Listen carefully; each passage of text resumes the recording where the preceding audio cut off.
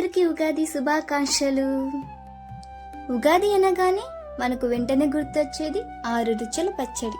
కానీ ఉగాది అంటే కేవలం పచ్చడి తిని పండుగ చేసుకోవడం మాత్రమేనా? దీని వెనుకున్న అద్భుతమైన ఖగోళ శాస్త్రం, ఆరోగ్యం మరియు జీవిత పాఠాలు ఉన్నాయని మీకు తెలుసా?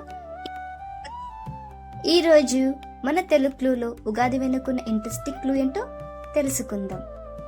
మనం ఉగాదిని తెలుగువారి కొత్త సంవత్సరం అని ఎందుకంటామంటే, ఈ సమయంలో భూమి సూర్యుని చుట్టూ తిరిగే క్రమంలో ఒక కీలకమైన మార్పు వస్తుంది.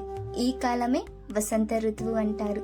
చెట్లు పాతాకులు వదిలేసి కొత్త చిగుళ్లతో కలకల్లాడుతూ ఉంటాయి. ప్రకృతి మనకు ఒక రీస్టార్ట్ బటన్ నొక్కినట్టు అన్నమాట.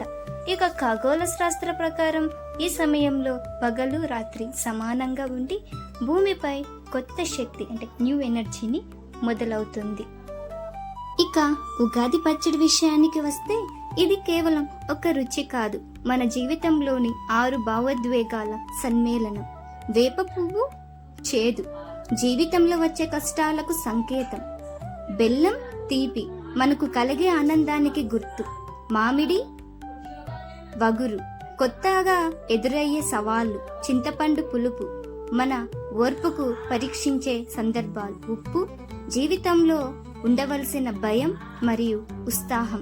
కారం ఘాటు, మనలోని కోపం లేదా పౌరుషం. ఈ 6టిని కలిపి ఎలా తింటామో జీవితంలో వచ్చే కష్ట సుఖాలను కూడా సమానంగా స్వీకరించడమే ఈ పండుగకు ఇచ్చే గొప్ప సంకేతం.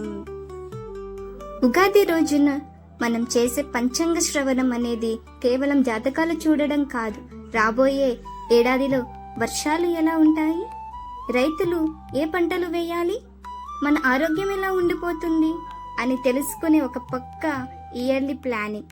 అలాగే పచ్చడిలో వాడే వేప పువ్వు, కొత్త చింతపండు మన శరీరంలో రోగ నిరోధక శక్తి అంటే ఇమ్యూనిటీని పెంచి వసంతకాలంలో వచ్చే అనారోగ్యాల నుండి మనల్ని కాపాడుతాయి.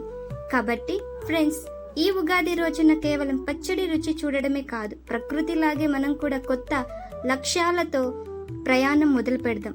మీరు ఈ రోజు ఉగాదిని ఎలా సెలబ్రేట్ చేసుకున్నారో కింద కామెంట్ చేయండి. ఇలాంటి మరిన్ని ఇంట్రెస్టింగ్ వీడియోల కోసం తెలుగు ఛానల్ని ఇప్పుడే సబ్స్క్రైబ్ చేసుకోండి.